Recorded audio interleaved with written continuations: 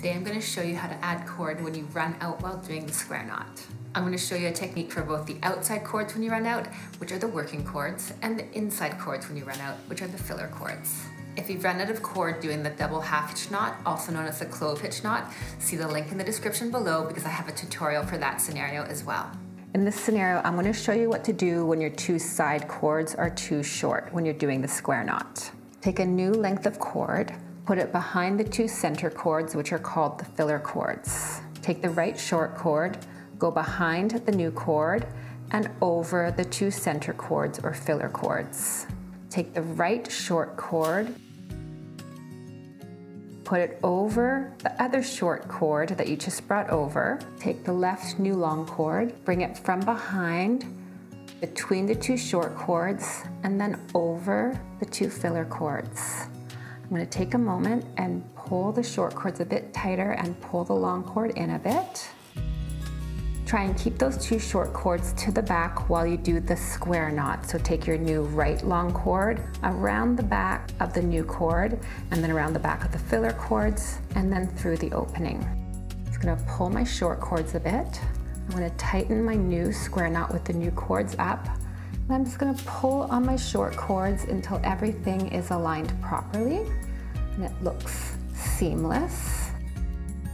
Now I'm going to do another square knot with my new cord.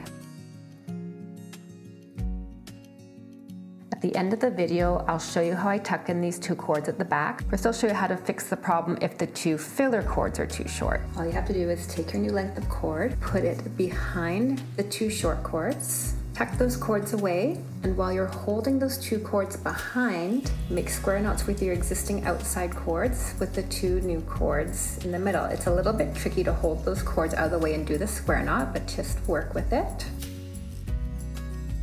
And tuck them up a bit before I tighten. There we go. And then just continue on with your square knots.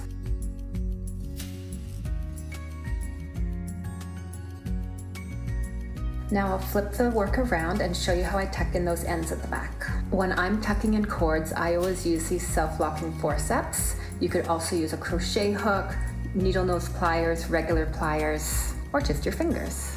What I'm going to do is come in behind on one of the horizontal cords at the back, take the short cord, grab it with my pliers, and pull it through. I'm even going to use the same horizontal cord to grab the other one, open my pliers, grab the cord, and pull it through. Now I'm just going to cut my cords off, the excess. Then I go in with my fabric glue, or you can use craft glue, and I just dab a little glue on those ends just to hold them in place for the future. And now I've flipped it around and you cannot tell at all that you ran out of cord. I would love your feedback in the comments below. Please let me know if there's a macrame tutorial you'd like me to cover. I hope you enjoyed the tutorial today.